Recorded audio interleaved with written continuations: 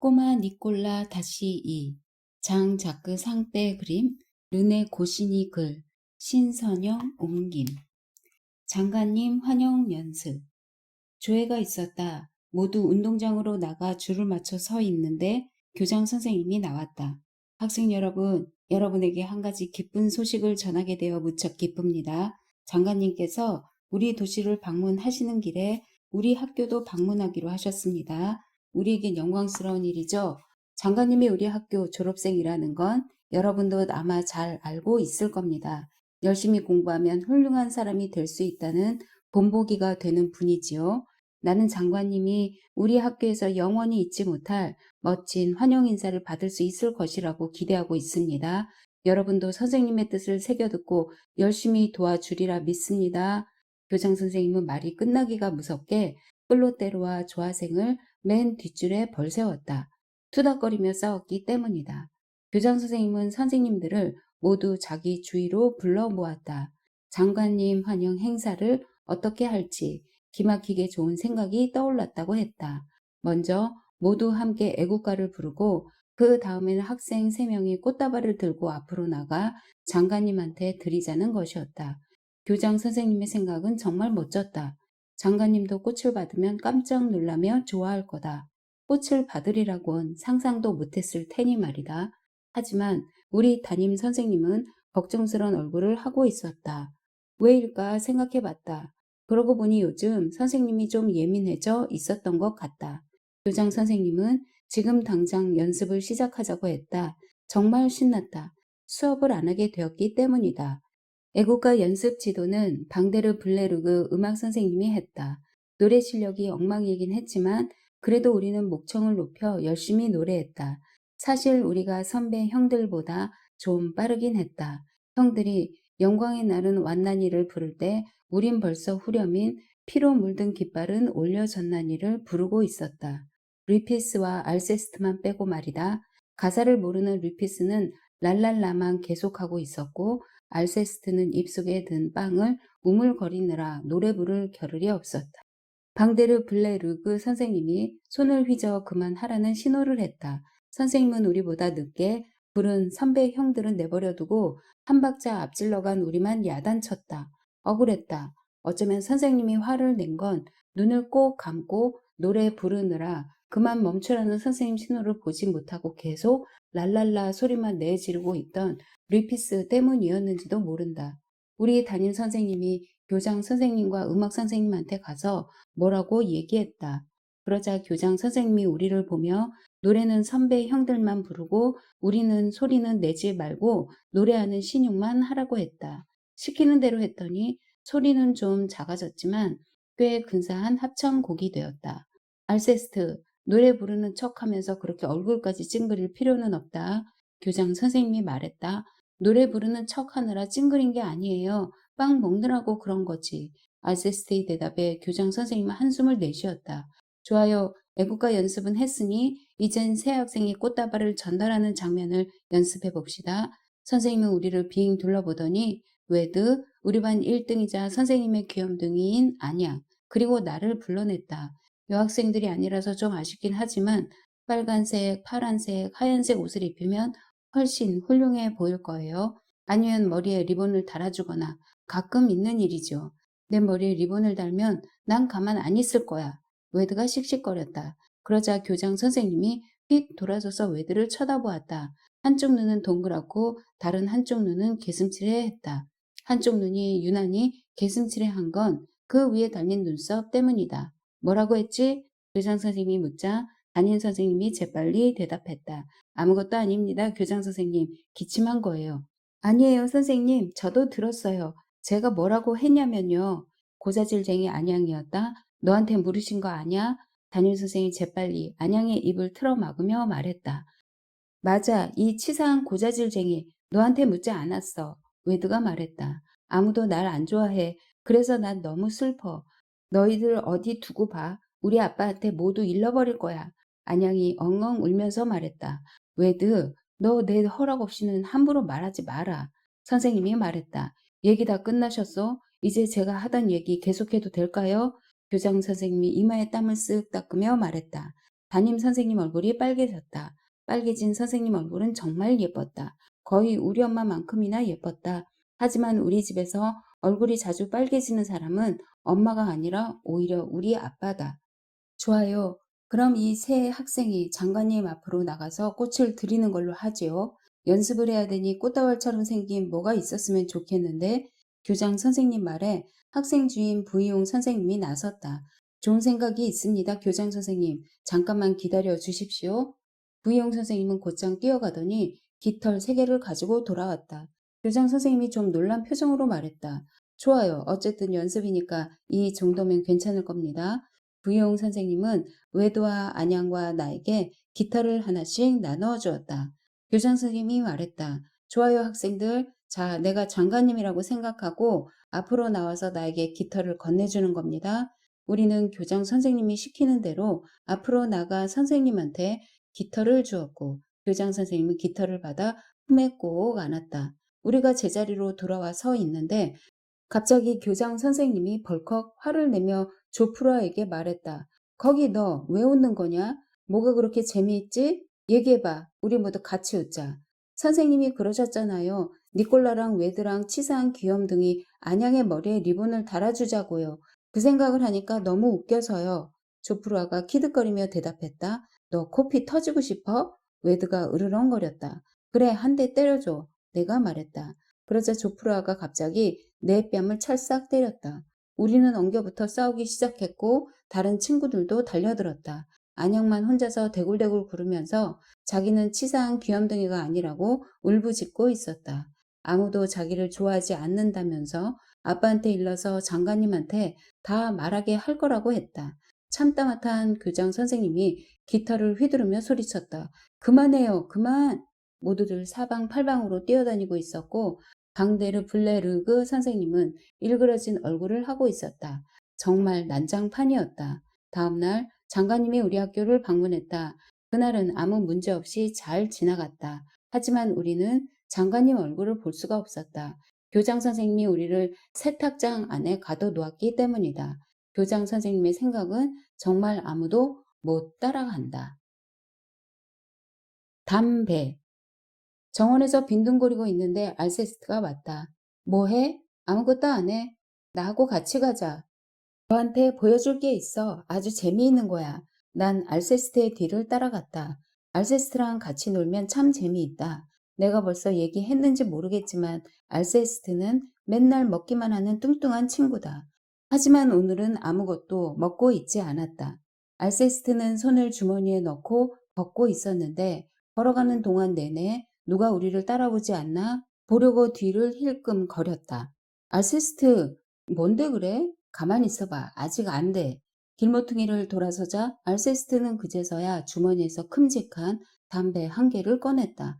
봐라, 이거 진짜 담배야. 초콜릿이 아니라고. 정말 초콜릿이 아니었다. 두말할 필요 없는 진짜 시가였다. 초콜릿으로 만든 담배였다면 알세스트가 나한테 보여줬을 리가 없다. 재밌을 거라는 알세스트 말에 잔뜩 기대하고 있던 참이었는데 시시했다.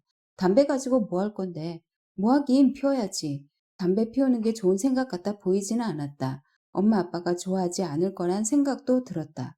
너희 엄마 아빠가 너보고 담배 피우지 말라고 하신 적 있어? 알세스트가 물었다. 곰곰이 생각해보니 그런 적은 없었다. 방 벽에 낙서하지 마라. 손님과 함께 식사할 때는 손님이 묻기 전에는 말하지 마라. 장난감 배 가지고 놀 때 욕조에 물을 한가득 받지 마라. 저녁 먹기 전에 과자 먹지 마라. 문 쾅 닫지 마라. 코 후비지 마라. 욕하지 마라. 라고는 했어도 담배 피우지 말라고 한 적은 없었다. 정말 그랬다. 엄마 아빠가 나한테 담배 피우지 말라고 한 적은 단 한 번도 없었다. 봐. 그래도 혹시 말썽나면 안 되니까 어디 조용한 데로 가자. 알세스트가 말했다. 그래 그럼 저기 공터로 가서 피우자. 내가 말했다. 알세스트도 좋은 생각이라고 맞장구 쳤다. 우리는 울타리를 지나 공터로 들어갔다. 참, 너 불 있어? 알세스트가 이 말을 치며 말했다. 아니, 그러면 어떻게 불을 붙이지? 길 가는 아저씨한테 달라고 하면 되잖아. 길에서 어떤 아저씨가 우리 아빠한테 그렇게 하는 걸 본 적이 있는데 아주 재미있었다. 라이터를 켜려고 하는데 바람 때문에 잘 켜지지 않자 아저씨가 아빠한테 담뱃불 좀 붙이자고 했고 아빠는 피우고 있던 담배를 아저씨에게 건네주었다. 하지만 아저씨가 아빠 담배에 너무 힘을 주며 불을 붙이는 바람에 아빠와 아저씨 담배가 모두 우그러져 버리고 말았다. 아저씨 얼굴도 일그러졌다. 너 돌았어? 우리같이 어린애들한테 담뱃불 붙여줄 아저씨가 세상에 어디 있냐? 알세스트가 말했다. 아깝다. 우리가 가진 커다란 시가로 아저씨의 담배를 구겨버리면 참 재미있을 텐데. 그럼 우리 담배가게에 가서 성냥을 사자. 내가 말했다. 돈 있어?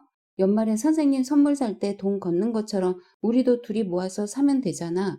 내 말에 알세스트가 화를 내며 말했다. 아니야, 내가 집에서 담배를 가져왔잖아. 그러니까 성냥은 내가 사야지. 너도 그 담배 돈 주고 산 거 아니잖아. 내가 성냥을 사야 한다는 건 말이 안 돼. 내가 대꾸했다. 하지만 결국 내가 사기로 했다. 알세스트가 담배 가게에 따라 들어가준다는 조건이었다. 혼자 들어가기는 무서웠다. 우리가 담배가게 안으로 들어가자 주인 아줌마가 물었다. 귀여운 토끼들아, 뭘 찾니? 성냥이요. 내가 말했다. 우리 아빠 드리려고요. 알세스가 거들었다. 하지만 별로 도움이 안 되는 말이었다. 오히려 그 말 때문에 아줌마가 우리를 의심하는 것 같았다. 성냥 가지고 놀면 못 써요. 너희들한테는 성냥 팔고 싶지 않은데 이 말썽꾸러기 녀석들아. 난 말썽꾸러기보다 귀여운 토끼가 더 좋았다. 우리는 난처한 얼굴로 담배가게에서 나왔다. 어리면 담배 피우기도 힘든가 보다. 나한테 보이스카우트 하는 사촌형이 있거든. 보이스카우트에게 나뭇가지 끝을 마주 비벼서 불 피우는 방법을 가르쳐 주는 것 같았어. 우리도 보이스카우트라면 그렇게 해서 담뱃불을 붙일 수 있을 텐데.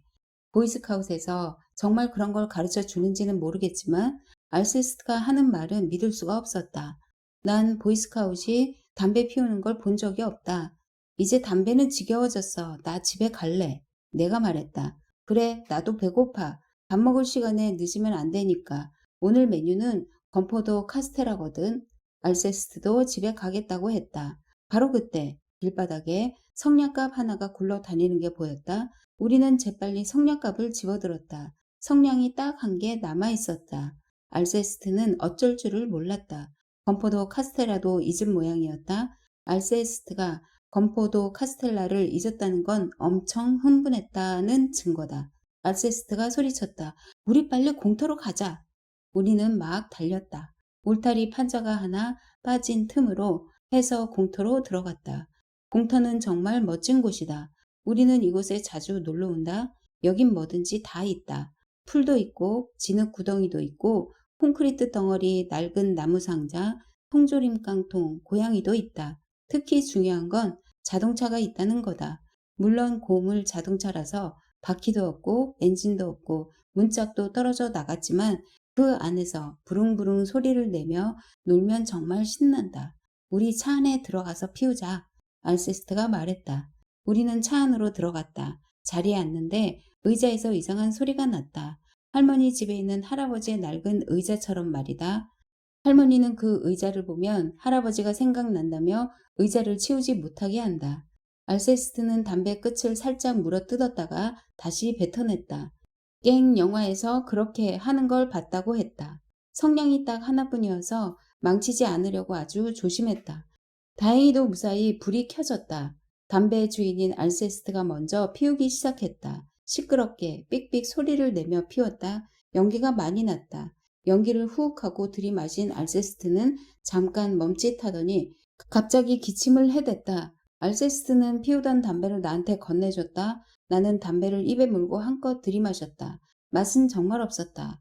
나도 기침이 나왔다. 이것 봐, 코로 연기가 나와. 몰랐지. 알세스트가 이렇게 말하고는 담배를 빼앗아 물더니 다시 코로 연기를 뿜어보려고 했다. 하지만 또 정신없이 기침을 해댔다. 내가 했을 땐 그런대로 성공이었다. 연기 때문에 눈이 따가웠지만 정말 재미있었다. 우리는 교대로 담배를 피우면서 공터에서 놀았다. 이상해. 배가 하나도 안 고파. 알세스트가 얼굴이 파래져서 말했다. 그리고는 갑자기 나 아파 하면서 담배를 집어 던졌다. 그러고 보니 나도 머리가 빙빙 도는 것 같았다. 울고 싶어졌다. 나 엄마한테 갈래. 알세스트는 배를 움켜쥐고 집으로 갔다. 알세스트가 오늘 저녁에 건포도 카스테라를 먹기는 다 틀린 것 같았다. 나도 집으로 돌아왔다. 하지만 어질어질한 건 마찬가지였다. 아빠는 거실에서 파이프 담배를 피우고 있었고 엄마는 뜨개질을 하고 있었다. 엄마가 뭘 먹었냐고 걱정스럽게 물었다. 나는 연기를 먹었다고 대답했다. 하지만 담배 사건에 대해서 전부 다 설명하지는 못했다. 머리가 계속 아팠기 때문이다. 그것 봐요. 담배는 몸에 해롭다고 내가 몇 번이나 말했어요. 엄마는 죄 없는 아빠를 야단치고 있었다. 나의 담배 사건 이후로 아빠는 다시는 집에서 담배를 피울 수 없게 되었다. 엄지 동자와 장화 씨는 고양이. 교장 선생님이 학교를 떠나시게 되었단다. 정년 퇴직을 하시는 거야. 담임 선생님이 말했다. 선생님의 정년 퇴직을 축하하기 위해 우리는 멋진 계획을 세웠다. 상장 수여식 같은 것도 하고 엄마 아빠들도 초대할 예정이었다. 넓은 교실에 손님들이 앉을 의자도 갖다 놓고 교장 선생님과 다른 선생님들이 앉을 소파도 가져다 놓을 생각이었다. 화환도 준비하고 공연을 위해 단상도 꾸며 놓을 계획이었다. 연극은 늘 그랬듯이 우리 학생들 몫이었다.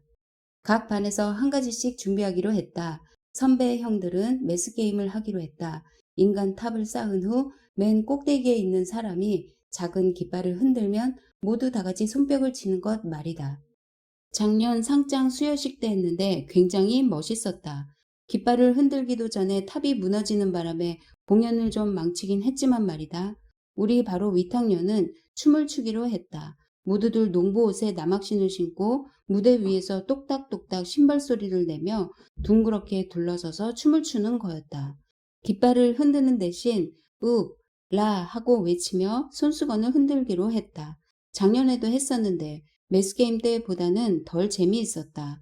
하지만 무너져 내리지는 않았다. 프레르 자크 노래를 부르기로 한 반도 있었다. 축사는 오래전에 우리 학교를 졸업한 아저씨가 나와서 낭독하기로 했다. 저는 교장 선생님 덕분에 시장 비서관이 되었습니다. 대충 이런 내용이었다. 선생님이 우리 반은 연극을 하기로 했다고 말했다. 극장이나 텔레비전에서 하는 것 같은 연극 말이다. 우리 반이 제일 멋진 걸 하게 됐다. 연극 제목은 엄지동자와 장화씨는 고양이였다. 오늘 첫 연습을 했다. 담임 선생님이 우리가 각자 맡을 역할을 말해주었다. 조프로아는 혹시나 하는 마음으로 카우보이 옷을 입고 왔다. 걔네 아빠는 엄청 부자라서 뭐든지 다 사준다. 하지만 선생님은 조프로아의 카우보이 옷을 싫어했다. 내가 벌써 얘기했을 텐데 내가 그렇게 변장하고 학교 오는 거 선생님은 싫다고. 그리고 우리가 할 연극에 카우보이는 안 나와. 선생님이 조프라에게 말했다. 카우보이가 안 나온다고요? 카우보이가 안 나오면 그게 무슨 연극이에요? 에이, 완전히 꽝이잖아요. 결국 조프라는 벌어졌다. 연극 줄거리는 굉장히 복잡했다. 선생님이 차근차근 이야기해 주었지만 난 잘 이해가 되지 않았다. 엄지동자가 자기 형제들을 찾다가 우연히 장화시는 고양이를 만나는데 카라바스 후작이 나오고 식인 귀도 나온다. 식인 귀는 엄지동자의 형제들을 잡아먹고 싶어 안달이 나지만 엄지동자가 장화시는 고양이의 도움을 받아 식인귀를 혼쭐을 내준다. 결국 식인귀는 착해져서 엄지동자의 형제들을 잡아먹지 않고 모두들 행복하게 다른 걸 잡아먹는다는 얘기인 것 같았다. 자, 엄지동자 역은 누가 하면 좋을까? 저요, 선생님. 제가 우리 반 1등이니까 주인공도 당연히 제가 해야죠. 안양이 우리 반 1등이고 선생님의 귀염둥이인 건 사실이다. 하지만 안경을 꼈기 때문에 맘 놓고 때릴 수도 없는 얄미운 울보다. 하긴 너같이 못생긴 얼굴로 엄지동자 하면 인기 폭발일 거야. 웨드가 이렇게 말하자 안양이 울음을 터뜨렸다. 선생님은 웨드를 조프라 옆에 나란히 벌세웠다. 이제 식인기를 정해야지. 누가 할까? 엄지동자를 잡아먹고 싶어하는 괴물? 선생님이 물었다. 내가 식인기는 알세스트가 하면 좋겠다고 말했다. 맨날 먹기만 하는 뚱보 알세스트가 제격일 것 같았다. 하지만 알세스트는 안양을 쳐다보며 고개를 저었다. 저런 건 나도 안 먹어요. 알세스트가 그렇게 입맛 떨어진 표정을 짓는 건 처음 봤다. 사실 안양을 먹는다는 건 별로 군침 도는 일이 아닐 거다. 안양은 아무도 자기를 안 먹겠다고 하자 화를 내며 소리쳤다. 너 그 말 취소 안 하면 우리 엄마 아빠한테 일러서 널 학교에서 쫓아내게 할 거야. 조용히 해. 선생님이 소리쳤다. 알세스트, 너는 마을 사람들 역할을 해라. 다른 친구들한테 틈틈이 대사도 일러주고 수업 시간에 칠판 앞에 쭈뼛거리며 서 있는 친구들에게 하던 것처럼 친구들에게 살짝 답을 알려주는 역할, 알세스트도 그건 재미있게 여겨진 모양이었다. 알세스트는 부스럭거리며 주머니에서 과자 하나를 꺼내 입속에 넣으며 대답했다. 알았음. 선생님한테 말버릇이 그게 뭐니? 똑바로 대답해봐. 선생님이 소리쳤다. 알았음, 선생님. 알세스트가 대답했다. 선생님은 한숨을 푹 내쉬었다. 선생님은 요즘 부쩍 피곤해 보인다. 선생님은 장화시는 고양이로 맥상을 뽑았다. 선생님은 맥상이 멋진 옷을 입고 칼을 차고 수염을 달고 엉덩이에는 꼬리를 붙이게 될 거라고 말했다. 맥상은 멋진 옷과 콧수염, 특히 칼 얘기에는 엉덩이를 들썩이며 좋아했지만 꼬리는 싫다고 고개를 저었다. 원숭이처럼 보일 거야. 맥상이 투덜거렸다. 그래, 바로 그거야. 아주 잘 어울릴 거라고. 조화생의 말에 약이 오른 맥상이 조화생을 걷어차자 조화생은 맥상의 뺨을 때렸다. 선생님은 둘 다 벌을 세웠다. 선생님이 그 다음으로 선택한 사람은 바로 나였다. 싫으면 뒤에 가서 똑같이 벌을 서야 한다는 조건이 붙어 있었다. 선생님은 우리 말썽꾸러기들이 지긋지긋하다고 했다. 우리를 길러야 하는 엄마 아빠들이 가엾다고 했고 이렇게 계속 말썽 부리면 결국 모두 감옥에 가게 될 거라고 했다. 선생님은 나중에 감옥에서 우리를 지키게 될 간수들도 불쌍하다고 했다. 식인기는 리피스, 카라바스 후작은 클로테르로 정해졌다. 선생님은 우리에게 종이를 나누어 주었다. 연극 대사가 적힌 종이들이었다. 갑자기 선생님이 한 무더기의 배우들이 뒤에서 벌을 서고 있다는 것을 깨달은 것 같았다. 거기 너희들은 제자리로 돌아가서 알세스트를 도와줘라. 혼자서 마을 사람들 역을 하느라 힘들 거야.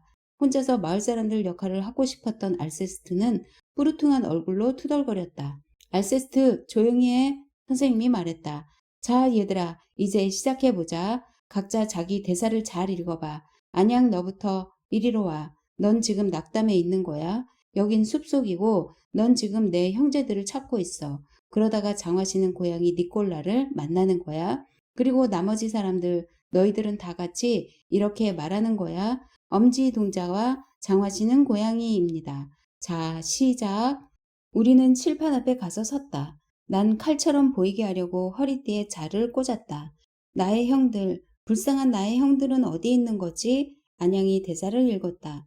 나의 형들, 불쌍한 나의 형들은 어디 있는 거지? 알세스트 목소리였다. 알세스트, 너 지금 뭐하니? 선생님이 물었다. 뭐긴요. 제가 대사를 읽어주기로 했잖아요.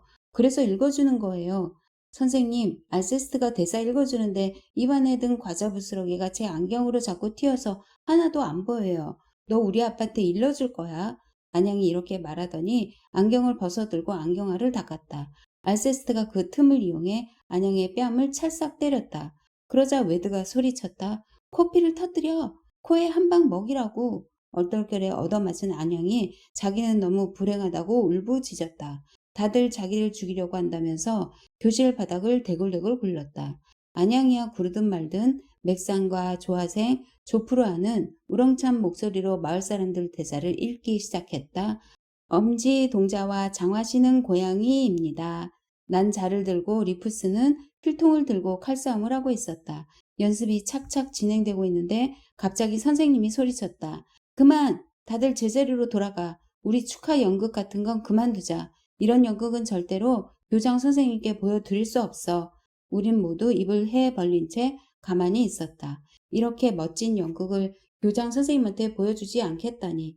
담임 선생님이 교장 선생님한테 벌을 줄 수 있다는 말은 정말 처음 듣는 얘기다. 자전거. 우리 아빤 자전거 사줄 생각을 전혀 안 한다. 천방지축으로 장난치며 자전거 묘기를 부리려다가 자전거나 망가뜨리고 다치기 일쑤라는 거다. 조심해서 탈 테니 사주세요 하며 때도 써보고 엉엉 울기도 하고 토라지기도 해봤다. 마지막으로 집을 나가버리겠다고 아빠를 협박해서 마침내 아빠한테서 항복을 얻어냈다. 산수시험에서 10등 안에 들면 자전거를 사주기로 한 거다. 그리고 바로 어제 나는 싱글벙글한 얼굴로 집에 돌아왔다. 드디어 산수 시험에서 10등을 했기 때문이다. 아빠가 눈을 휘둥그렇게 뜨며 외쳤다. 바로 이거야, 그래. 바로 이거라고. 엄마는 나를 꼭 안아주며 아빠가 당장 자전거를 사줄 거라고 말했다. 그러면서 정말 잘했다고 칭찬해 주었다. 사실은 운이 좋아서 10등을 한 거다. 다른 친구들이 감기에 걸리는 바람에 감기에 안 걸린 11명만 산수 시험을 봤으니 말이다. 11등은 꼴찌 대장 클로테르였다. 하지만 클로테르는 자전거가 있으니 꼴등을 해도 아무 문제 없다. 오늘 집에 돌아와 보니 엄마 아빠가 한박 웃음을 머금은 채 정원에서 나를 기다리고 있었다. 우리 훌륭한 아들을 위해 깜짝 놀랄 선물을 준비했단다. 엄마의 두 눈에 웃음이 가득했다. 아빠가 차고에서 가지고 나온 건 상상도 못했던 것, 바로 자전거였다. 빨간색과 은색으로 칠해진 반짝반짝 빛나는 자전거였다. 플래시도 있고 벨도 달려 있었다. 정말 멋졌다. 난 마구 뛰어가 엄마 아빠를 끌어안고 자전거도 끌어안았다. 조심해서 타겠다고 약속해. 묘기 부릴 생각일랑 아예 말고. 아빠가 말했다. 난 그러겠다고 약속했다. 엄마는 나를 꼭 끌어안고 다 컸구나 하며 등을 토닥여 주었다. 그리고는 후식으로 초콜릿 크림을 만들어 주겠다며 집 안으로 들어갔다. 우리 엄마 아빠는 세상에서 가장 멋진 분들이다. 아빠는 나와 함께 정원에 남았다. 내가 사이클 선수였다는 건 너도 알겠지? 내 엄마만 안 만났어도 프로 선수가 되었을 텐데. 그건 몰랐다. 아빠가 뛰어난 축구 선수, 럭비 선수, 수영 선수, 권투 선수였다는 건 알고 있었지만 사이클 선수까지 했다는 건 처음 듣는 소리였다. 내가 시범을 보여주지. 아빠는 내 자전거에 올라타고 정원 안을 빙빙 돌기 시작했다. 물론 자전거는 아빠한텐 너무 작았다. 아빠는 무릎을 어디다 둬야 할지 몰라 낑낑거렸다. 그래도 아빠는 무릎이 얼굴까지 올라간 엉거주춤한 자세로 그럭저럭 잘 탔다.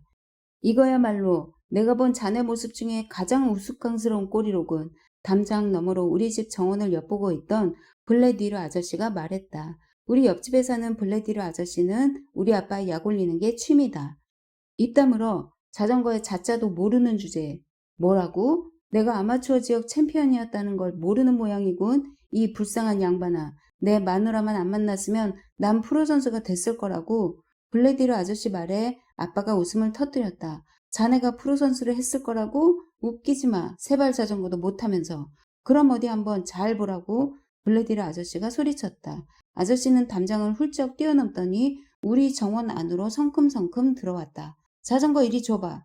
블레디르 아저씨가 내 자전거 손잡이를 잡고 말했지만 아빠는 순순히 넘겨주려 하지 않았다. 누가 자네더러 우리 집에 오라고 했나? 어서 자네 집으로 돌아가. 아들 앞에서 망신 당할까봐 두려운 모양이지. 입 다물어. 자네가 그렇게 자전거를 꼭 붙들고 있으니까 팔이 아파서 그러는 거 아닌가. 아빠는 아저씨 손에서 자전거 손잡이를 휙 잡아 빼고는 다시 정원 안을 돌기 시작했다. 정말 꼴사납군. 블레디르 아저씨가 말했다. 자네가 아무리 그래도 나한텐 자전거 타고 싶다는 소리로밖에 안 들려. 아빠가 말했다. 난 내 자전거 뒤를 졸졸 쫓아다니며 나 자전거 타도 돼요? 하고 물었다. 하지만 아빠는 내 말은 듣지도 못했다. 깔깔거리는 블레디르 아저씨를 쳐다보다가 그만 베고니아 꽃밭을 뭉개버렸던 것이다. 왜 그렇게 바보처럼 웃나? 아빠가 기분 나쁜 얼굴로 아저씨에게 말했다. 아빠, 이젠 내 차례예요. 나도 타고 싶다고요. 웃기니까 웃지. 아저씨가 대답했다. 그 자전거는 내 거란 말이에요. 자네 바보 천치 아니야? 아빠가 말했다. 글쎄 그럴까? 물론이지. 아저씨는 아빠 곁으로 오더니 아빠를 확 밀어버렸다. 아빠는 자전거와 함께 베고니아 꽃밭에 나둥그러졌다. 내 자전거! 내가 소리쳤다. 아빠는 벌떡 일어나 블레디르 아저씨를 밀어 넘어뜨렸다. 우리 이러지 말고 한번 시합을 벌여보자고. 아저씨가 넘어지면서 말했다. 아빠와 아저씨는 싸움을 뚝 그쳤다.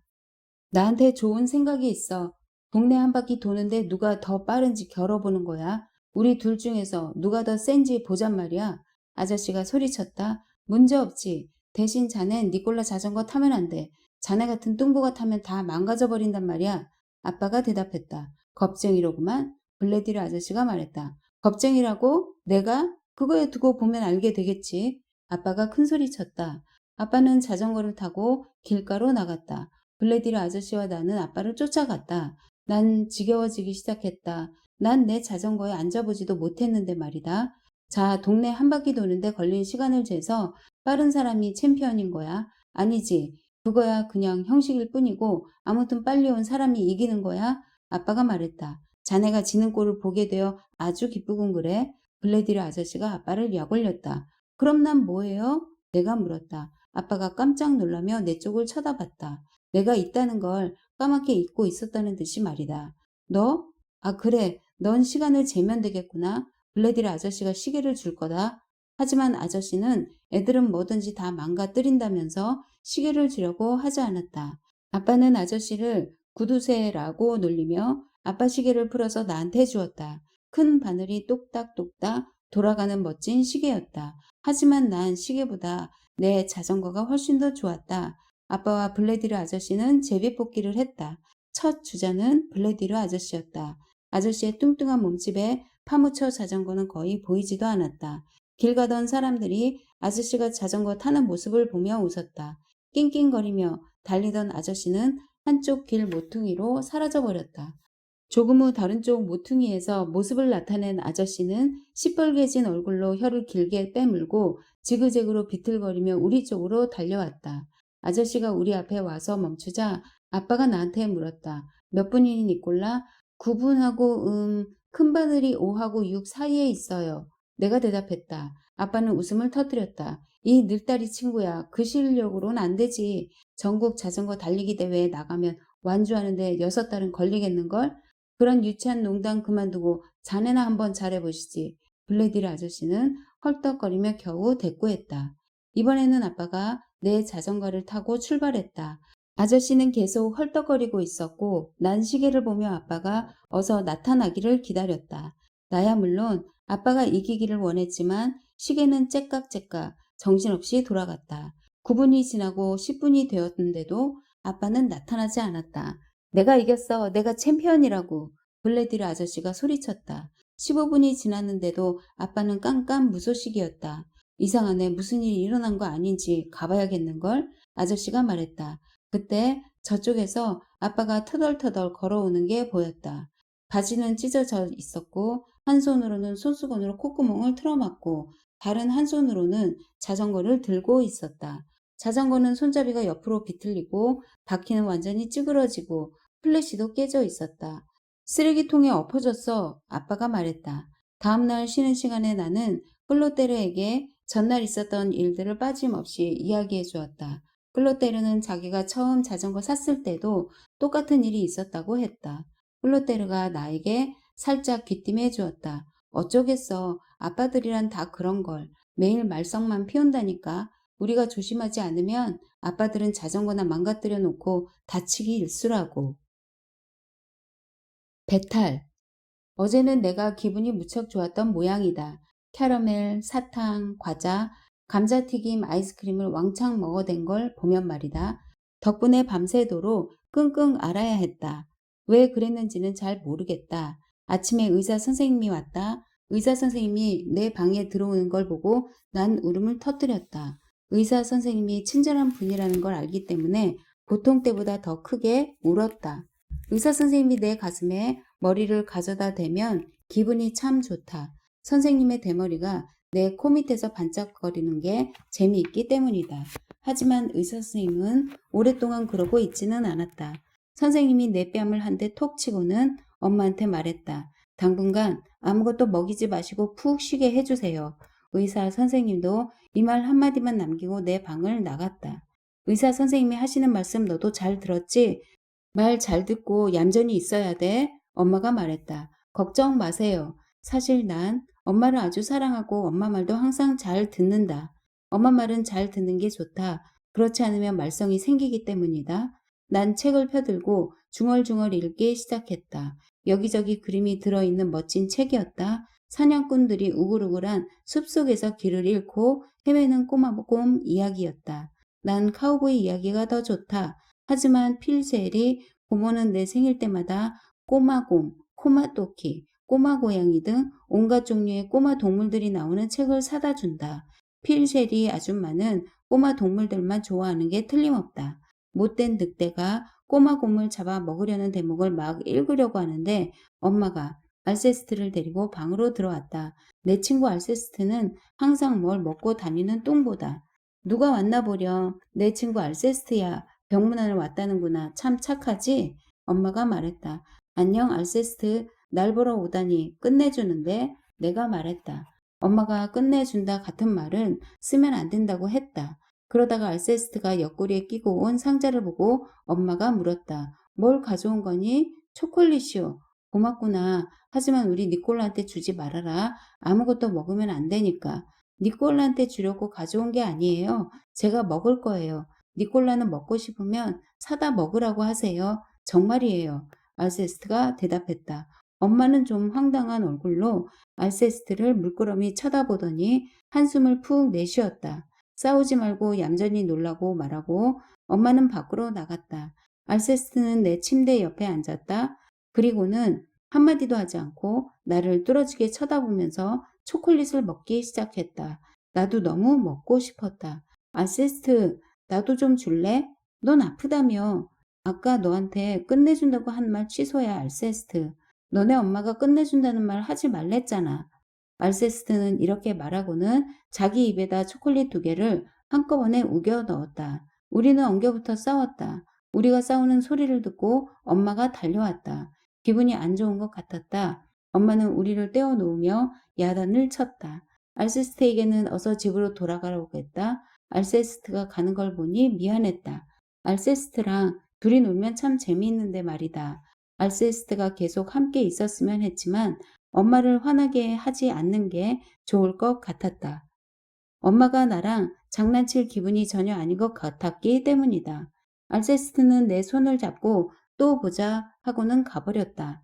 난 알세스트가 참 좋다. 갑자기 엄마가 내 침대를 보고 소리를 질렀다. 알세스트랑 싸우다가 초콜릿 몇 개가 시트에 묻은 모양이었다. 내 잠옷과 머리카락에도 묻어 있었다. 엄마는 내가 못 살아 하고 소리치면서 시트를 갈았다. 그리고 나를 욕실로 데려가 바디 샴푸로 거품을 퐁퐁 내서 스펀지로 박박 문지른 다음 파란색 줄무늬가 있는 깨끗한 잠옷으로 갈아입혀 주었다. 엄마 또 귀찮게 하면 안 돼. 나를 침대에 뉘어주면서 엄마가 말했다. 또 나 혼자였다. 다시 책을 펴들었다. 꼬마곰이 나오는 책이었다. 못된 늑대는 꼬마곰을 잡아먹지 못했다. 사냥꾼한테 잡혀갔기 때문이다. 이번에는 사자가 꼬마곰을 노리고 있었다. 하지만 꼬마곰은 꿀을 먹느라 바빠서 사자를 보지 못했다. 꿀을 먹는 꼬마곰을 보니 나도 배가 고팠다. 엄마를 부를까 생각했지만 야단 맞을 것 같았다. 엄마가 귀찮게 하지 말라고 했던 말이 생각났다. 나는 벌떡 일어나 부엌으로 갔다. 뭐 먹을 게 없나 하고 냉장고 안을 살펴보았다. 냉장고 안에는 먹을 게 잔뜩 들어있었다. 우리 집은 정말 잘 먹고 사는 집인가 보다. 닭다리가 들어있는 상자를 2팔로 안았다. 시원했다. 크림 과자와 우유도 꺼냈다. 니콜라! 나는 깜짝 놀라 들고 있던 걸 모두 놓쳐버리고 말았다. 엄마였다. 엄마가 부엌에 들어와 있었다. 내가 부엌에 있을 거라고는 전혀 생각지 못했나 보다. 난 무작정 울어버렸다. 그렇게 화난 엄마 얼굴은 처음 봤다.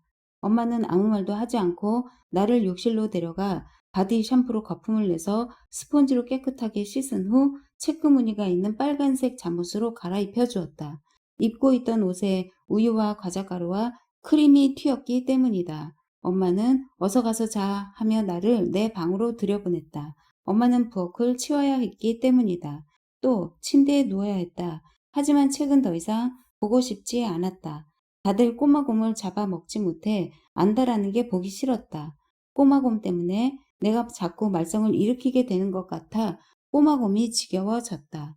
하지만 아무것도 않고 멀뚱멀뚱 있으려니 심심했다. 그림을 그리기로 했다. 그림 그리는데 필요한 것들을 찾으러 아빠 서재로 갔다.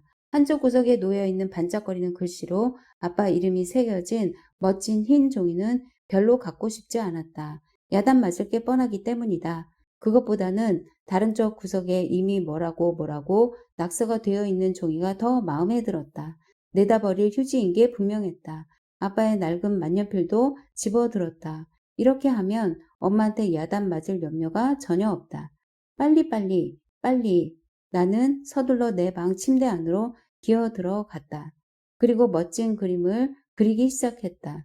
대포를 빵빵 쏴서 하늘에 날고 있는 비행기를 폭발시키는 전함들을 그렸고 온갖 무기들을 다 갖추고 적들에게 포를 쏘아대는 튼튼한 성들도 그렸다.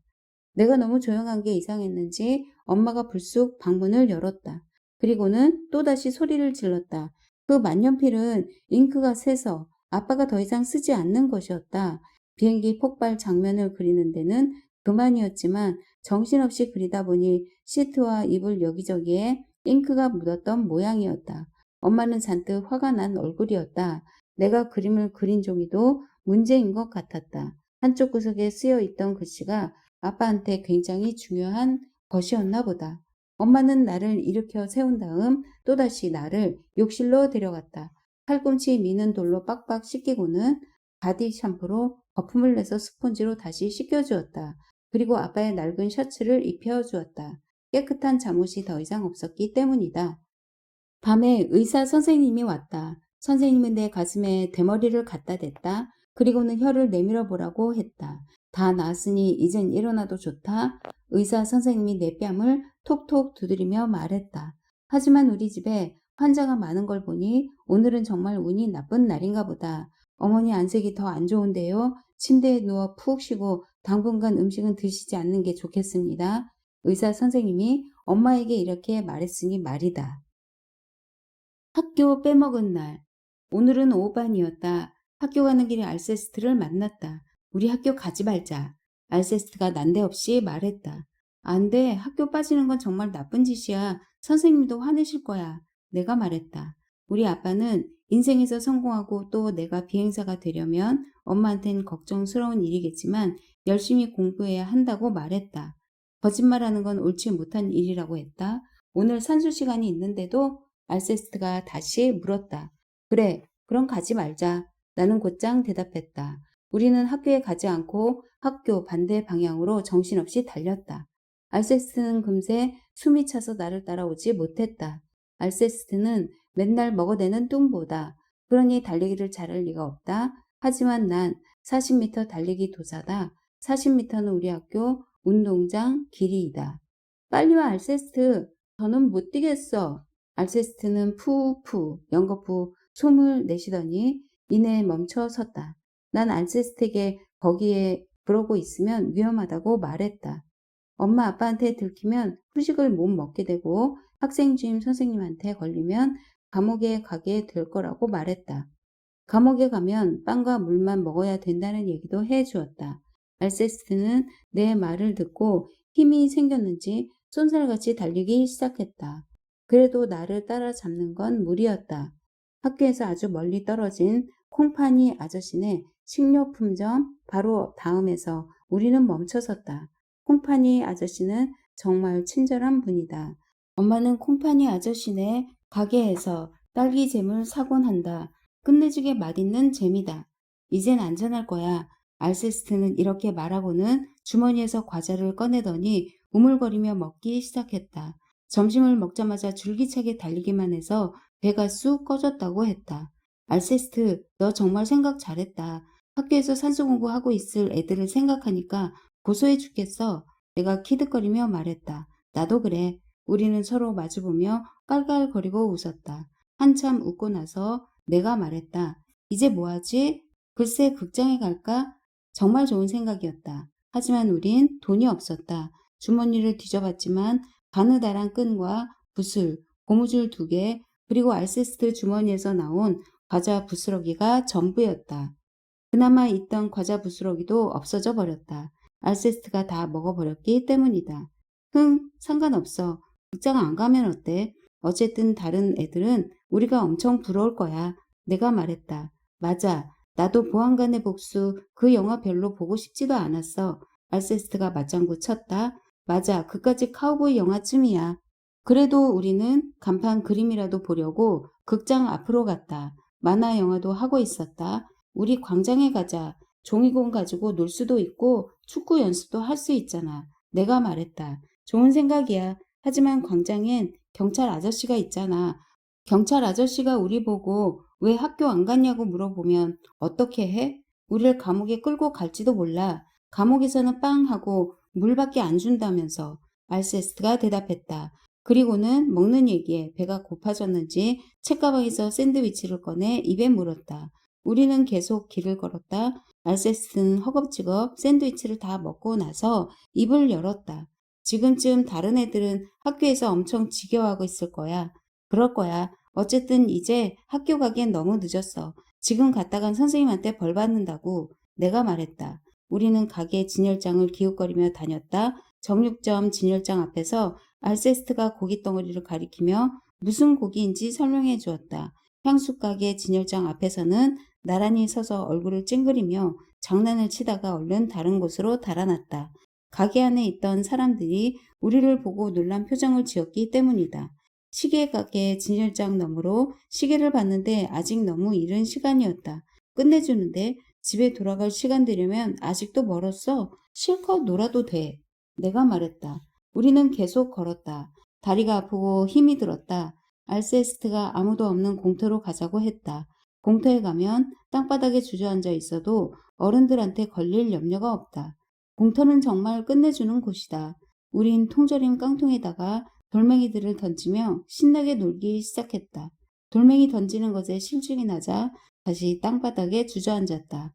알세스트는 가방 안에 딱 하나 남아있던 햄 샌드위치를 혼자서 우적우적 먹기 시작했다.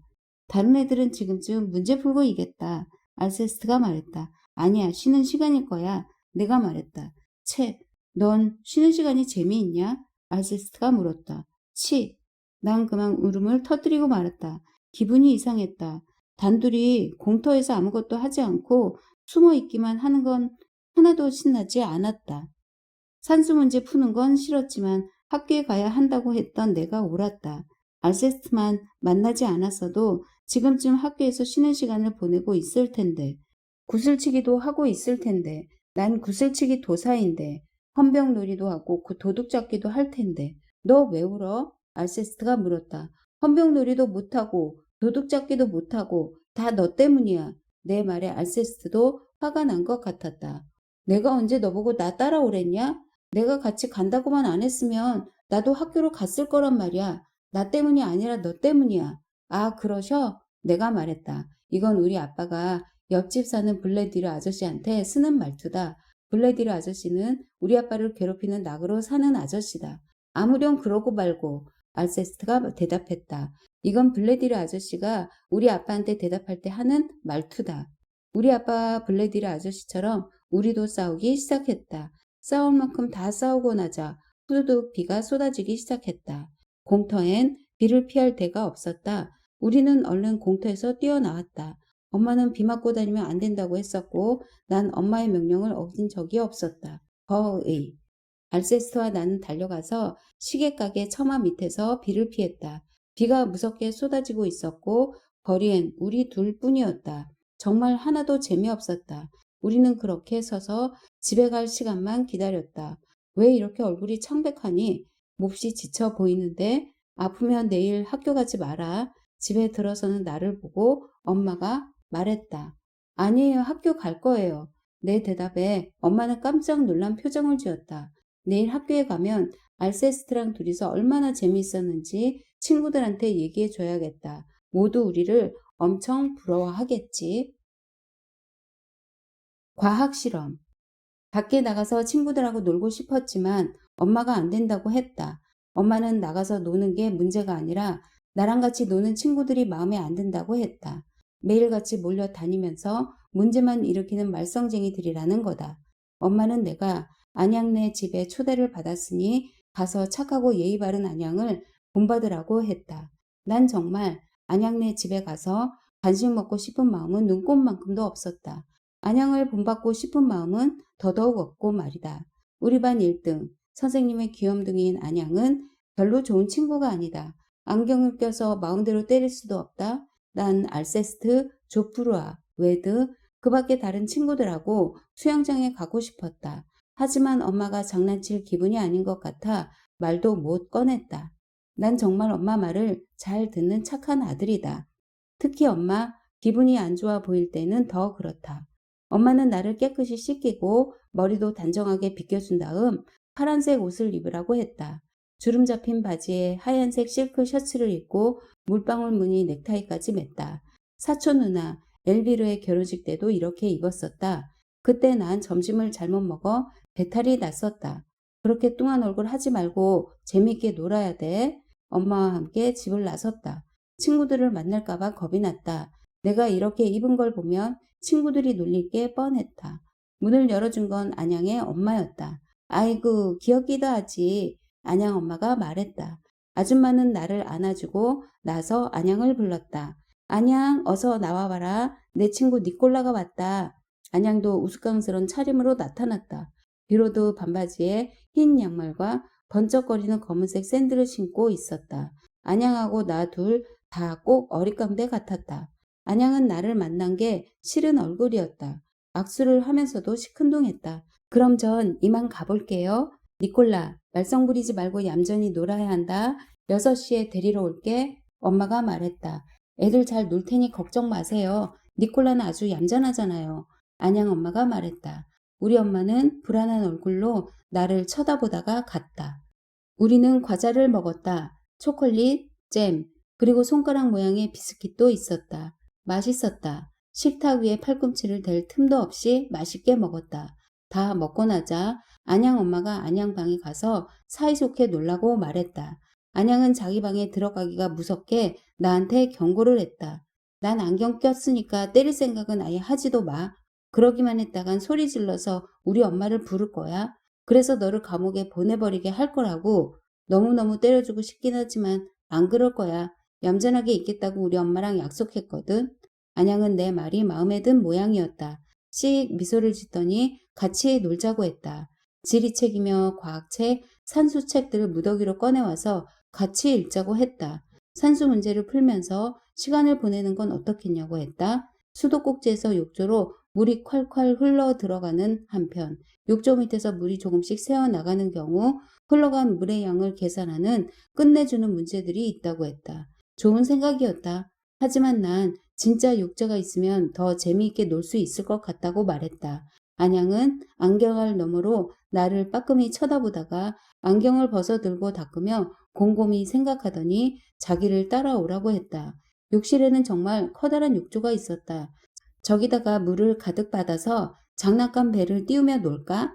내가 물었다. 그런 생각은 한 번도 해본 적 없었는데 그거 재미있겠다. 안양이 대답했다. 욕조는 금세 찰랑찰랑 넘칠 정도로 가득 찼다. 물론 구멍을 잘 막아두는 것도 잊지 않았다. 하지만 안양은 셀쭉한 얼굴을 하고 있었다. 가지고 놀 장난감 배가 없었던 거다. 난 책은 많은데 장난감은 거의 없어. 안양이 말했다. 내가 종이배 접는 법을 알고 있어서 참 다행이었다. 우리는 안양의 산수책을 북북 뜯었다. 물론 나중에 안양이 다시 모아서 붙일 수 있게 아주 조심조심 해서 뜯었다. 책, 나무, 동물을 아프게 하는 건 아주 나쁜 짓이기 때문이다. 우리는 신나게 놀았다. 안양은 물속에다 두 손을 푹 담그고 첨벙첨벙 파도를 만들었다. 재미있었다. 하지만 안양이 소매도 안 걷고 손목시계도 안 풀어놓은 건 참 유감스러운 일이었다. 지난번 역사 시험에서 1등을 하고 상으로 받은 선물이라고 했다. 시계는 4시 20분에서 뚝 멈춰버렸다. 시간이 꽤 많이 흐른 것 같았지만 시계가 고장나서 몇 시인지 알 수가 없었다. 종이배를 가지고 노는 것도 실증이 났다. 사방이 물바다였다. 욕실을 엉망으로 만들 생각은 전혀 없었는데 말이다. 욕실 바닥도 온통 진흙투성이었고 안양 샌들도 전보다 덜 반짝거렸다. 우리는 다시 안양 방으로 돌아왔다. 안양이 지구본을 보여주었다. 금속으로 된 커다란 지구본이었다. 바다와 육지가 여러 가지 색깔로 알록달록하게 그려져 있었다. 이건 세계 지리를 배우고 또 각 나라들이 어디 있나 알아보는데 쓰는 거야. 안양이 잘난 척을 해가며 설명했다. 그건 나도 아는데 말이다. 지구본은 학교에도 있고 선생님한테 설명을 들은 적도 있었다. 여기 박힌 나사만 빼면 커다란 공이랑 똑같다. 안양이 말했다. 지구본 가지고 놀겠다는 생각은 나만 하는 줄 알았는데 말이다. 하지만 그건 올바른 생각은 아니었다. 우리는 지구본을 던졌다 받았다 하면서 신나게 놀았다. 갑자기 안양이 깨질지 모른다며 안경을 벗었다. 안경을 벗으면 장님이면서 말이다. 안양은 안경을 벗은 채로 지구본을 던졌다. 자꾸 엉뚱한 곳으로 던지더니 기어이 쨍그랑 소리가 났다. 오스트레일리아 땅 덩어리 쪽으로 거울을 깨부순 거다. 다시 안경을 끼고 무슨 일이 벌어졌는지 확인한 안양은 울상이 되었다. 우리는 지구본을 제자리에 갖다 놓고 쉬쉬 하며 이제부터는 조심하자고 했다. 그렇지 않으면 엄마들이 난리가 날지 모르기 때문이다. 뭐라고 놀까 두리번거리는데 안양이 입을 열었다. 과학 공부하라고 우리 아빠가 실험기구 세트 사주셨어. 안양은 한껏 자랑을 늘어놓으며 실험기구들을 보여주었다. 정말 끝내주는 것들이었다. 시험관, 웃기게 생긴 둥그런 병, 갖가지 색깔의 물건들로 가득 찬 작은 플라스크들이 하나 가득 들어있는 커다란 상자였다. 알코올 램프도 있었다. 이것만 있으면 무슨 실험이든 할 수 있어. 공부에 도움이 되는 아주 유익한 실험 말이야. 안양이 말했다.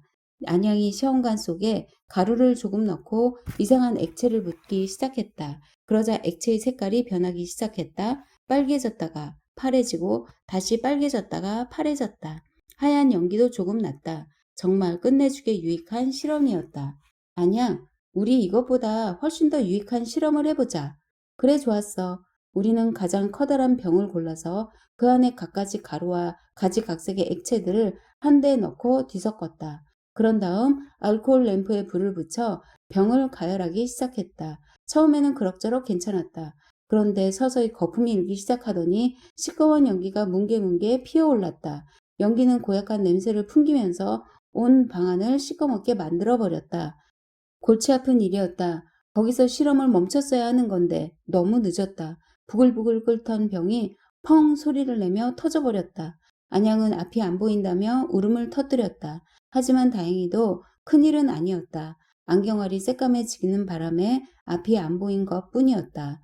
안양이 안경알을 닦는 동안 나는 창문을 열어놓았다. 연기 때문에 콜록콜록 기침이 났다. 바닥에 깔린 양탄자에서는 물이 끓는 것 같은 이상한 소리가 났고 부글부글 거품도 피어오르고 있었다. 벽은 온통 검댕투성이고 우리도 엉망이 되어 있었다. 안양 엄마가 덜컥 방문을 열고 들어왔다.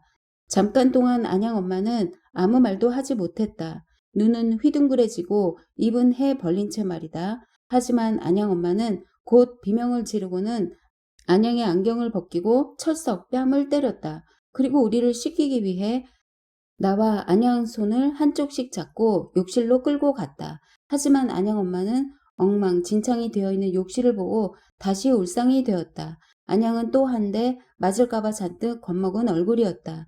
안경을 다시 끼고는 손으로 꼭 붙잡고 있었다. 내 엄마한테 전화해서 너를 빨리 데려가라고 해야겠다. 세상에 이런 난리가 또 있을까? 정말 말도 안 돼. 안양 엄마는 목청껏 소리를 지르며 거실로 달려나갔다. 엄마가 금방 나를 데리러 왔다. 엄마를 보니 좋았다. 더 이상 안양네 집에서 놀지 않아도 되고 특히 폭발 일보 직전인 안양 엄마와 함께 있지 않아도 되기 때문이었다. 엄마는 집으로 돌아오는 동안 내내 입이 닳도록 잔소리를 했다. 실험하다 그랬다니까 어쩔 수 없구나. 하지만 오늘 저녁 후식은 꿈도 꾸지 마. 사실 나쁜 짓 하려고 그랬던 건 아니니까 꼭 우리가 잘못한 거라고 할 수는 없다. 엄마 말은 항상 옳다. 안양하고 노는 건 정말 재미있었다. 또 놀러 가고 싶지만 이제는 안양 엄마가 내가 안양하고 노는 걸 싫어할 거다. 엄마들은 도대체 뭘 원하는 걸까? 우리가 누구랑 친하게 지내야 하는지도 모르면서. 보르드나브 선생님은 해를 싫어해. 보르드나브 선생님은 맑은 날씨를 싫어한다. 난 도무지 이해가 안 된다. 사실 비 오는 날이 좋을 건 없다. 물론 비 올 때도 나가 놀 수는 있다. 물 웅덩이를 첨벙거리며 다닐 수도 있고 고개를 들고 입을 벌리고 서서 뚝뚝 떨어지는 빗방울을 받아 먹을 수도 있다. 또 비 오는 날 집에 있으면 따뜻하다. 엄마가 만들어준 초콜릿 과자를 먹으면서 장난감 전기 기차를 가지고 놀 수도 있다. 하지만 학교에 있을 때 비가 오면 쉬는 시간에 재미가 없다. 선생님들이 운동장에 못 나가게 하기 때문이다. 그렇기 때문에 난 보르드나브 선생님이 이해가 안 된다. 날씨가 맑아야 쉬는 시간에 운동장으로 우르르 몰려나가는 우리를 감시도 하고 좋을 텐데 말이다. 오늘 같은 날이 바로 그렇다. 햇빛이 쨍쨍한 맑은 날씨였다. 3일 내내 비가 오는 바람에 교실 안에 꼼짝 않고 있느라 온몸이 근질근질했었는데 드디어 해가 난 거다. 그래서 오늘 쉬는 시간은 정말 신났다. 쉬는 시간이면 늘 그랬던 것처럼 우리는 줄을 서서 운동장으로 나갔다. 보르드 나브 선생님이 해산 하고 외치는 소리와 함께 우리는 신나게 놀기 시작했다. 우리 경찰과 도둑놀이 하자. 아빠가 경찰관인 리프스가 소리쳤다. 넌 빠져. 우린 축구를 할 거야. 웨드가 말했다. 리프스와 웨드는 투닥거리며 싸우기 시작했다. 웨드는 친구들 코피 터뜨리기를 좋아하는 엄청 힘이 센 친구다. 웨드가 리피스에게 한 방 날린 것도 리피스가 친구라서 그런 거다. 리피스는 갑자기 날아온 주먹 한 방을 얻어맞고 뒤로 물러서다가 잼 바른 샌드위치를 열심히 먹고 있던 알세스트와 부딪히고 말았다. 그 바람에 알세스트는 샌드위치를 땅바닥에 떨어뜨렸다. 알세스트는 큰 소리로 울음을 터뜨렸다. 보르드 나브 선생님이 그 소리를 듣고 달려왔다. 선생님은 한창 싸우고 있던 웨드와 리피스를 떼어놓고 벌을 세웠다. 내 샌드위치는 누가 물어낼 거야? 알세스트가 울음 섞인 목소리로 물었다. 너도 같이 벌 쏘고 싶어? 보르드 나브 선생님이 무서운 목소리로 말했다. 아니요, 전 그냥 잼 샌드위치만 있으면 돼요. 보르드 나브 선생님의 얼굴이 시뻘개졌다. 화가 났을 때 항상 그렇듯이 선생님은 코로 숨을 푹푹 내쉬었다.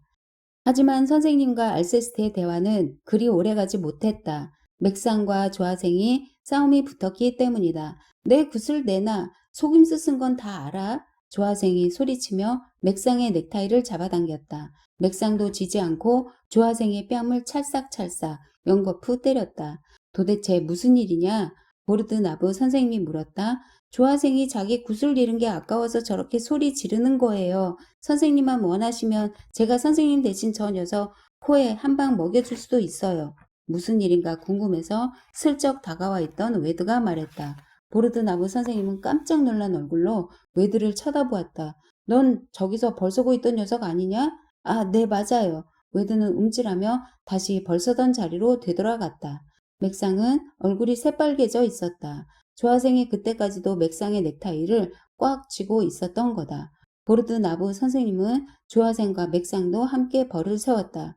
제 잼 샌드위치는요? 알세스트가 물었다. 알세스트는 또 다른 잼 샌드위치 하나를 입에 물고 있었다. 지금 먹고 있잖아. 보르드 나브 선생님이 어이없다는 듯이 물었다. 말도 안 돼요. 쉬는 시간마다 먹으려고 4개를 가져온 거란 말이에요. 저는 꼭 4개를 먹고 싶다고요. 하지만 선생님은 이런 억지 소리를 듣고도 화를 낼 수가 없었다. 축구공이 날아와 선생님 머리를 쿵 하고 강타했기 때문이다. 어느 놈이야? 보르드나브 선생님이 손으로 이마를 짚으며 소리쳤다. 니콜라예요, 선생님. 제가 봤어요. 안양이 말했다. 우리 반 1등 선생님의 귀염둥이 아무도 안 좋아하는 치사한 고자질쟁이 안양 말이다. 하지만 안양은 안경을 껴서 때려주고 싶어도 때릴 수가 없다. 치사한 고자질쟁이 안경만 아니면 한 방 먹이는 건데 내가 소리쳤다. 그러자 안양은 자기가 세상에서 가장 불행하다며 울음을 터뜨리며 땅바닥을 떼굴떼굴 굴렀다. 보르드 나브 선생님이 정말 내가 공을 던졌냐고 물었다. 난 그렇다고 대답했다. 피구를 하고 있었는데 플로테르를 맞춘다는 게 잘못 날아간 거라고 말했다. 일부러 선생님을 맞추려고 한 게 아니니까 내 잘못이 아니라고 분명하게 대답했다. 그런 야만인 같은 놀이를 했다고 공은 내가 압수한다. 저기 가서 두 손 들고 서 있어? 보르드나브 선생님이 나에게 말했다. 난 너무 억울하다고 말했다. 안양이 옆에서 용용 죽겠지 쌤통이다 쌤통 해가며 나를 약올렸다. 고소해 죽겠다는 얼굴이었다. 그러더니 안양은 책을 집어들고 도망갔다. 안양은 쉬는 시간에도 놀지 않는다. 맨날 책을 들고 나와서 배운 것들을 보고 또 본다. 안양은 정말 바보다. 제 잼 샌드위치 어떻게 할 거예요? 이건 3개째고 이제 조금 있으면 쉬는 시간도 끝난단 말이에요. 1개가 모자란다고요. 아까 다 얘기했잖아요. 알세스트는 계속 씩씩거리고 있었다. 보르드 나브 선생님이 뭐라고 대답하려고 했다. 하지만 유감스럽게도 우리는 선생님 목소리를 들을 수가 없었다. 선생님한테서 재미있는 대답을 들을 수 있을 것 같았는데 말이다. 선생님 목소리 대신 들려온 건 안양의 끔찍한 비명 소리였다. 안양은 땅바닥에 엎어져서 고래고래 소리를 지르고 있었다. 또 뭐냐? 보르드나브 선생님이 푹 한숨을 쉬며 물었다. 조프루아예요. 제가 나를 밀었어요. 내 안경. 난 이제 죽을 거야. 안양이 말했다. 얼마 전에 본 영화 속 대사 같았다. 바닷속에 잠겨 떠오르지 못하는 잠수함에서 사람들만 구출되고 잠수함은 끝장나 버린 영화였다. 아니에요, 선생님. 조프루아가 그런 게 아니에요. 안양이 그냥 저 혼자 넘어진 거예요. 쟤는 걸음마도 잘 못한대요. 윈드가 말했다. 내가 뭔데 참견이야. 누가 너보고 끼어들래? 내가 민 건 맞아. 어쩔래? 조프라가 말했다. 참다 못한 보르드 나부 선생님이 소리쳤다. 웨드, 넌 벌 서던 자리로 가. 조프라, 너도 마찬가지야. 선생님은 코피를 흘리며 울고 있는 안양을 일으켜 세워 양호실로 데려갔다. 알세스트는 샌드위치를 물어내라며 끈질기게 선생님을 쫓아갔다. 우리는 축구를 하기로 했다. 하지만 곤란한 문제가 있었다. 선배 형들이 이미 운동장을 차지하고 축구를 하고 있었던 거다. 우리는 걸핏하면 선배 형들과 싸운다. 운동장에서 2개의 축구공과 4개의 축구팀이 뒤죽박죽 되기 때문이다. 하지만 그건 어쩔 수 없는 일이다. 그 공 그대로 놔둬, 이 더러운 꼬맹아. 우리 거란 말이야. 어떤 형이 리프스에게 소리쳤다. 아니야. 리프스도 지지 않고 대들었다. 정말 아니었다. 그쪽 형들 중 하나가 우리 공으로 골을 넣었던 거다. 형이 리프스의 뺨을 때리자 리프스는 형의 다리를 냅다 걷어찼다. 결국 선배 형들과 패싸움이 벌어졌다. 선배 형들이 우리 뺨을 때리면 우리는 형들 다리를 걷어찼다. 싸움은 늘 이런 식이다. 이번 싸움에는 한 사람도 빠짐없이 모두 달려들었다. 시끌벅적하게 싸움판이 한창 달아오르고 있는데 보르드나무 선생님의 목소리가 들렸다. 선생님은 안양, 알세스트와 함께 양호실에 다녀오던 참이었다. 선생님, 쟤네들 좀 보세요. 벌 안 서고 있어요. 안양이 말했다. 보르드나브 선생님은 정말로 화가 난 것 같았다. 선생님은 정신없이 우리 쪽으로 달려왔다. 그러다가 그만 알세스트의 잼 샌드위치를 밟고 미끄러지고 말았다. 야호, 내가 이겼어요. 선생님이 내 샌드위치를 밟았으니까 선생님이 물어내요. 알세스트는 끝까지 샌드위치 타령이었다. 보르드나브 선생님이 바지를 툭툭 털며 일어섰다. 손이 온통 잼 투성이었다. 우리의 싸움은 계속되었다. 정말 끝내주게 멋진 쉬는 시간이었다. 보르드나브 선생님은 시계를 들여다보고는 절뚝거리며 종을 치러 갔다. 쉬는 시간이 끝난 거다. 보르드나브 선생님이 우리들을 줄 세우고 있는데 부이용 선생님이 왔다. 부이용 선생님도 보르드나브 선생님처럼 학생 주임 선생님이다. 항상 내 눈을 봐라고 말하는데 그럴 때 선생님 눈을 들여다보면 부이용 숲에 떠 있는 뿌연 기름 덩어리처럼 눈동자만 동동 떠 있다. 그래서 부이용 선생님이라고 부르는 거다. 그 별명은 선배 형들이 지어낸 거다. 보르드나브 선생님, 쉬는 시간에 무슨 문제라도 있었습니까? 늘 그렇죠. 어쩌겠습니까? 비라도 왔으면 좋겠는데 아침에 일어나 날이 맑은 걸 보면 아주 끔찍합니다. 보르드나브 선생님이 대답했다. 정말 모르겠다. 보르드나브 선생님이 해가 싫다고 하는 이유 말이다. 도무지 이해가 안 된다. 가출. 집을 나왔다. 거실에서 얌전하게 놀고 있는데 엄마가 새 양탄자에다 잉크를 쏟았다며 나를 야단쳤다. 그게 다였다. 나는 울면서 집을 나가버릴 거야. 그러면 다들 나를 보고 싶어 하겠지? 라고 말했다. 하지만 엄마는 눈 하나 깜짝 하지 않았다. 너 때문에 늦었잖니. 엄마 장 보러 가야 한단 말이야. 하고 말하고는 나가버렸다. 나는 내 방으로 올라가 짐을 꾸렸다. 집을 나갈 때 필요할 거라 생각되는 것들을 챙겼다. 책가방을 열어놓고 웰로지 이모가 사준 빨간색 미니 자동차와 태엽이 달린 조그만 기관차, 화물차를 넣었다. 다른 화물차는 다 망가지고 딱 하나 남은 것이었다. 나중에 먹으려고 아껴둔 초콜릿 한 조각도 같이 넣었다. 저금통도 챙겼다. 돈이 필요할지 모르기 때문이다. 그리고 집을 나왔다. 집에 엄마가 없는 게 다행이었다. 집에 있었다면 분명히 말렸을 테니까. 밖으로 나오자마자 나는 막 뛰기 시작했다. 엄마 아빠가 많이 괴로워할 테지. 이 다음에 엄마 아빠가 할머니처럼 늙었을 때 돌아오는 거야. 부자가 되어서. 커다란 비행기도 사고 자동차도 사고 마음대로 잉크를 엎질러도 되는 양탄자도 살 거야. 다시 나를 보게 되면 엄마 아빠가 얼마나 기뻐할까? 이런 생각을 하며 뛰다 보니 어느새 알세스트 집 앞이었다. 뚱보 알세스트는 맨날 먹어대기만 하는 내 친구다. 이 얘기는 벌써 여러 번 했던 것 같다. 알세스트는 현관문 앞에 앉아 향료가 든 빵을 먹고 있었다. 어디가? 알세스트가 빵을 한 입 크게 베어 물면서 나한테 물었다. 나 집 나왔어. 같이 갈래? 아주 오래오래 있다가 엄청난 부자가 되어 돌아올 거야. 비행기도 있고 자동차도 있는 부자 말이야. 우리가 다시 돌아오면 우리 엄마 아빠들이 무척 기뻐할 거야. 다시는 야단도 안 칠 거고. 하지만 알세스트는 같이 가고 싶지 않은 것 같았다. 너 머리가 어떻게 된 거 아니야? 오늘 저녁에 우리 엄마가 소시지와 베이컨을 넣은 스쿠르트를 만들어준댔어. 난 안 가. 그래 그럼 잘 있어. 알세스트는 아무것도 들지 않은 손으로 잘 가라는 손짓을 하면서 다른 한 손으로는 입 안으로 빵을 밀어 넣느라 정신이 없었다. 나는 골목길 모퉁이를 돌아서서 잠시 멈춰섰다. 알세스트를 보니 배가 고파졌다. 그래서 초콜릿 한 조각을 꺼내 먹었다. 이걸 먹으면 힘이 날 거야. 멀리, 아주 멀리 엄마 아빠가 나를 찾지 못할 곳으로 갈 거야. 중국 아니면 작년에 우리 가족이 휴가를 갔던 아르카숑 같이 먼 곳 말이야. 우리 집에서 엄청나게 멀고 바다도 있고 싱싱한 귤도 많은 곳이지.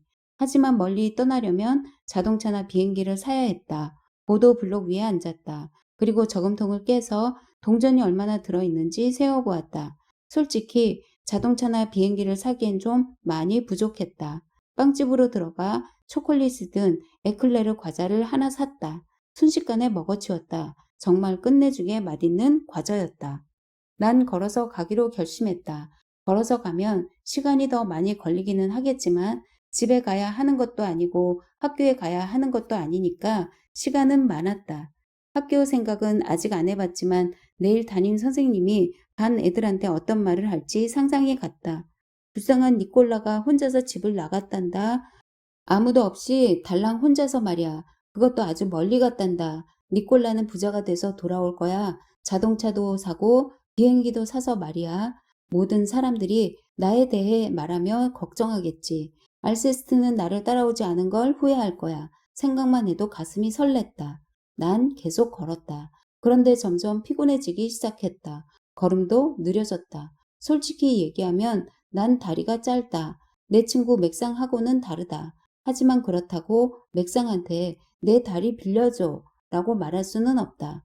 그때 갑자기 좋은 생각이 떠올랐다. 친구한테 자전거를 빌려달라고 하는 거다. 나는 즉시 클로테르네 집 앞으로 갔다. 클로테르한테는 반짝반짝 빛나는 멋진 노란 자전거가 있다. 하지만 한 가지 문제가 있었다. 그건 바로 클로테르가 남한테 자기 물건 빌려주는 걸 싫어한다는 거다. 나는 클로테르네 대문 초인종을 딩동하고 눌렀다. 문을 열러 나온 건 클로테르였다. 아니 니콜라 내가 웬일이야? 내 자전거 좀 빌려줘. 클로테르는 내 말이 끝나기도 전에 문을 쾅 닫아버렸다. 나는 다시 초인종을 눌렀다. 클로테르가 문을 열어주지 않아서 딩동딩동 초인종을 계속 눌러댔다. 집 안에서 클로테르 엄마가 소리치는 게 들렸다. 클로테르 뭐하니? 어서 가서 문 열어라. 클로테르가 문을 열었다. 하지만 꼼짝도 않고 서 있는 나를 다시 보는 게 싫은 표정이었다. 클로테르, 내 자전거가 필요해. 나 집 나왔어. 우리 엄마 아빠가 괴로워하겠지만 난 이 다음 주에 돌아올 거야. 아주 오래 있다가 자동차도 있고 비행기도 있는 엄청난 부자가 돼서 말이야. 클로테르는 내가 부자가 돼서 돌아와 자기를 찾으면 그때 자기 자전거를 팔겠다고 했다. 클로테르가 무슨 말을 하는 건지 알아들을 수가 없었다. 하지만 결국 그건 나한테 돈이 있어야 한다는 얘기라는 걸 깨달았다. 돈이 있어야 클로테르의 자전거도 살 수 있는 거다. 클로테르는 돈 얘기만 나오면 눈이 반짝반짝 빛나는 애니까. 돈을 벌려면 어떻게 해야 할까 곰곰이 생각했다. 일을 해야겠지만 오늘은 안 된다. 목요일이기 때문이다. 그 다음에 생각해낸 게 내 가방 속에 들어있는 장난감들을 파는 거였다. 웰로지 이모가 사준 미니 자동차랑 물건을 싣는 화물차. 이 화물차는 다 망가지고 딱 하나만 남은 거다.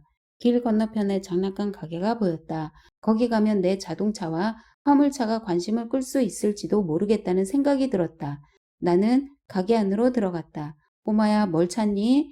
붓을? 아니면 공? 무척 친절해 보이는 아저씨가 나에게 활짝 미소를 지어 보이며 말했다. 난 아저씨한테 뭘 사려고 온 게 아니라 내 장난감들을 팔려고 온 거라고 말했다. 그리고 그 책가방을 열고 자동차와 화물차를 계산대 앞에 꺼내 놓았다. 친절한 아저씨는 몸을 숙이고 내 장난감들을 내려다보았다. 아저씨는 놀란 것 같았다. 얘 꼬마야, 난 장난감을 사는 사람이 아니라 파는 사람이야. 그럼 아저씨가 파는 장난감들은 어디서 가져오는 건데요? 난 바로 그게 궁금했다. 저기 난 말이지. 장난감을 어디서 가져오는 게 아니라 사오는 거야. 아저씨가 더듬거리며 대답했다. 그럼 내 장난감을 사세요. 저기, 내가 내 말을 못 알아듣는 것 같은데 난 장난감을 사긴 하지만 너한테는 사는 게 아니라 팔아야 하는 거야. 난 장난감 공장에서 사온단다. 그런데 너는 그러니까 아저씨는 또 더듬거리다가 뚝 멈춰버렸다. 그리고는 다시 말했다. 이 다음에 크면 너도 알아들을 거다. 하지만 아저씨가 한 가지 모르는 게 있었다. 이 다음에 크면 나한텐 돈이 필요 없을 거라는 사실 말이다. 자동차도 있고 비행기도 있는 엄청난 부자가 되어 있을 테니까. 난 어떻게 해야 할지 몰라 울음을 터뜨렸다. 아저씨도 어쩔 줄 몰라 했다. 아저씨는 계산대 뒤에서 뭔가를 뒤적뒤적 찾더니 내 손에 미니 자동차 한 대를 쥐어주었다. 그리고는 너무 늦었으니 빨리 집에 가라고 했다. 가게 문도 닫아야 하고 나 같은 손님은 너무 피곤하다고 하면서 말이다. 난 내가 꺼내놓은 화물차와 미니 자동차 그리고 아저씨가 준 새 미니 자동차까지 집어들고 가게를 나왔다. 정말 신났다. 시간이 너무 늦었다는 아저씨의 말은 맞는 말이었다. 밖은 벌써 어두워지기 시작했고 거리에는 아무도 없었다. 나는 막 달렸다. 집에 왔더니 엄마가 왜 이제 오느냐며 야단을 쳤다. 야단 맞을 줄은 알고 있었다. 내일은 꼭 집을 나가야지. 엄마랑 아빠가 많이 괴로워하겠지. 그래도 나는 아주 오래 있다가 돌아올 거다. 부자가 돼서 자동차도 사고 비행기도 사서 말이다.